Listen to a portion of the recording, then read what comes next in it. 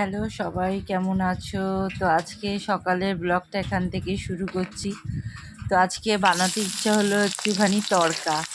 তো তড়কা বানানোর জন্য পেঁয়াজগুলোকে ভালো করে কেটে নিয়েছি সুন্দরভাবে, কড়াইয়ে তেল দিয়ে পেঁয়াজগুলোকে দিয়ে দিয়েছি। এবার পেঁয়াজগুলো ভাজা ভাজা হতে এর মধ্যে আমি একটু টমেটো কুচু দিয়ে দিলাম। টমেটো কুচি দিয়ে ভালো করে ভাজলাম।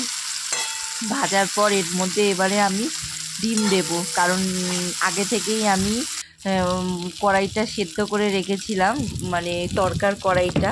তো এবারে আমি এর মধ্যে ভালো করে ডিম দেব, 2টো ডিম দেব।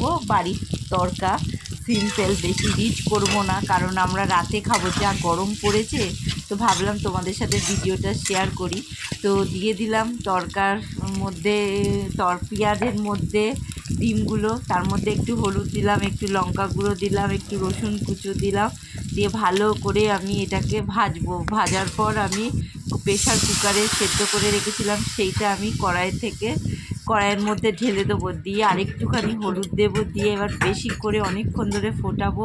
তার আগে আমি মেথি পাতা দিয়ে দেবো। দেখো, কস্তুরি মেথি আমি অল্পই ছিল, দেখলাম শেষ হয়ে গেছে, যেটুখানি ছিল সেটুখানি দিয়ে দিলাম। আর দিয়ে ভালো করে আমি করছি। আর বলি, আমাকে ঝটপট করে ফলো করো, তোমরা একটু এগিয়ে যেতে সাহায্য করো। আর ভালো লাগলে অবশ্যই ফলো করো, কমেন্ট করো, লাইক করো, আমার চ্যানেলটাকে সাবস্ক্রাইব করো। দেখো কি সুন্দর গাঢ় হয়ে গেল।